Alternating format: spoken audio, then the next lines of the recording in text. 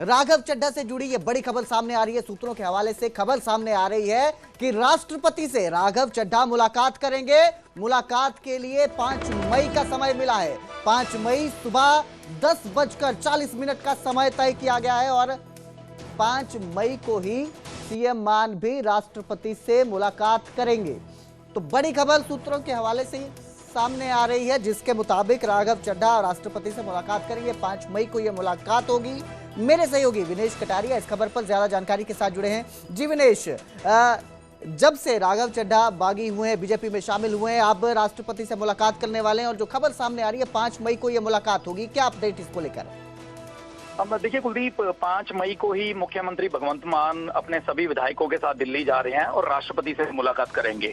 हालांकि राष्ट्रपति जी से मुलाकात मुख्यमंत्री भगवंत मान अकेले करेंगे और उनकी डिमांड है कि जो 7 सांसद आम आदमी पार्टी छोड़ के बीजेपी में शामिल हुए हैं उनको रिकॉल किया जाए। वहीं उन्हीं सांसदों की तरफ से राघव चड्ढा के नेतृत्व में राष्ट्रपति जी से मुलाकात की जाएगी 5 मई को ही सुबह 10:40 पर। और उनकी डिमांड ये होगी कि आम आदमी पार्टी की जो पंजाब की सरकार है वो उनके खिलाफ वेंडेटा पॉलिटिक्स कर रही है, ऐसे उनके इल्जाम है। उनकी डिमांड ये होगी कि पंजाब सरकार को ऐसी वेंडेटा पॉलिटिक्स करने से या बदले की भावना करने से रोका जाए।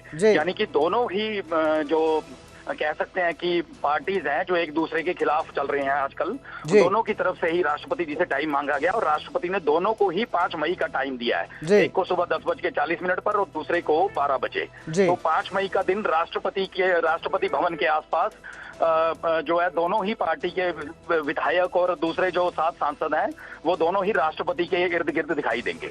जी बिल्कुल। और विनेश, जिस तरह से दोनों जो हैं अब एक दूसरे पर इल्जाम लगा रहे हैं, जैसे ही पार्टी छोड़ी है राघव चड्ढा ने, वो आप पर हमलावर नजर आ रहे हैं, तो दोनों जब एक साथ एक ही दिन मिलने वाले हैं, क्या खास इस दिन हो सकता है? क्या जो है इस दिन अलग देखने को मिल सकता है? देखो कुलदीप, मुख्यमंत्री भगवंत मान की जो उनका मिलने का पर्पस है वो स्पष्ट है। वो चाह रहे हैं कि जो 7 सांसद जिनमें से 6 पंजाब को रिप्रेजेंट कर रहे हैं उनको राइट टू रिकॉल किया जाए। यानी कि जो सांसद का उनको हक दिया गया था पंजाब के विधायकों की तरफ से, उनको सांसद वाला ओहदा उनसे वापस लिया जाए। वहीं जो राघव चड्ढा के साथ जो बाकी सांसद मिलेंगे उनका ये कहना है कि जब से उन्होंने अपने पार्टी छोड़ के, आम आदमी पार्टी छोड़ के बीजेपी ज्वाइन की है, तब से उनके खिलाफ वेंडेटा पॉलिटिक्स हो रही है। तो उनकी मांग होगी कि दोनों की ऐसी वेंडेटा पॉलिटिक्स करने से आम आदमी पार्टी की जो पंजाब की सरकार है उसको रोका जाए।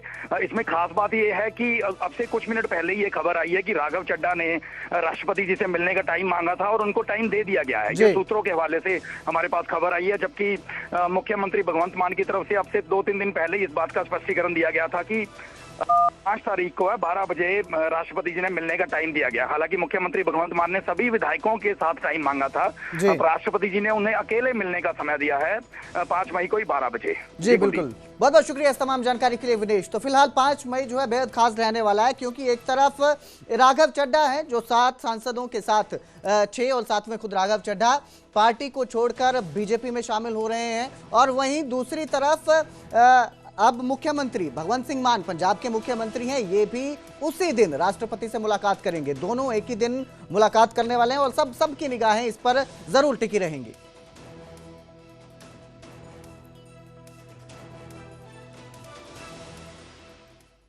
और जिक्र गुरुग्राम का करेंगे, जहां इवेंट ऑर्गेनाइजर पर जानलेवा हमला हुआ। दरअसल बॉलीवुड सिंगर राहुल फाजिलपुरिया के इवेंट ऑर्गेनाइजर सौरभ पर फायरिंग की वारदात सामने आई। सेक्टर 45 के कनई गांव में यह हमला हुआ, जहां बाइक सवार 2 बदमाशों ने ताबड़तोड़ गोलियां चलाई।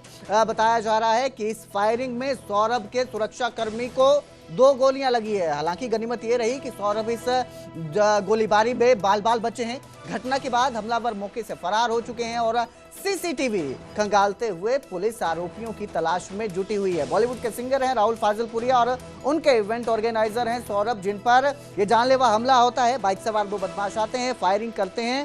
सुरक्षाकर्मी इस फायरिंग में घायल है, जबकि गनीमत यह रही है कि सौरभ इस जानलेवा हमले में बाल बचे हैं। और फिलहाल पुलिस सीसीटीवी खंगालकर आरोपियों की तलाश में जुटी हुई है। इस सिलसिले में एक इन्फॉर्मेशन सेक्टर 45 के एरिया में कन्हई के आसपास एक मकान के बाहर गोली चलने के बारे में आई थी। पुलिस की टीम स्पॉट पर गई थी, जहां पाया गया था कि एक सौरभ नाम के व्यक्ति का वो मकान था। उसके बाहर 2 बाइक सवारों के द्वारा कुछ गोलियां चलाई गई थी। इनमें से जो 2 बुलेट है, एक हमारा पुलिस का जवान था जहाँ ड्यूटी पर था, उसके हाथ और पैर में कुछ मामूली चोटें उनमें आई थी, जो कि प्राइवेट हॉस्पिटल में उसका उपचार चल रहा है, जिसकी खतरे से बाहर है फिलहाल, और जल्दी ही वो हॉस्पिटल से डिस्चार्ज हो जाएगा। स्थिति उसकी बिल्कुल स्थिर है और बिल्कुल ही खतरे से बाहर है। सर, इसमें दीपक नांदल का नाम सामने आ रहा है, उसका क्या कुछ गौरव के साथ रिश्ता था और क्यों गोली चलाई गई है सर? पुलिस के द्वारा मामले में हत्या के प्रयास से संबंधित धाराओं में एफआईआर रजिस्टर की गई है, और इन्वेस्टिगेशन के दौरान अभी तक ऐसी चीज़ें सामने आई हैं कि ये जो सौरभ नाम का व्यक्ति है, ये दीपक का पुराना जानकार है, और पैसे को लेकर के इन दोनों के बीच में कुछ मामला चल रहा था। इसी के चलते दीपक के द्वारा इसको धमकी भी दी गई थी, और फिलहाल पुलिस की टीमें, अलग अलग क्राइम ब्रांच की टीमें इस मामले में लगी हुई हैं, और जल्द ही जो आरोपी हैं जिनके द्वारा गोली चलाई गई है, इनको पुलिस के द्वारा जल्द से जल्द गिरफ्तार कर लिया जाएगा।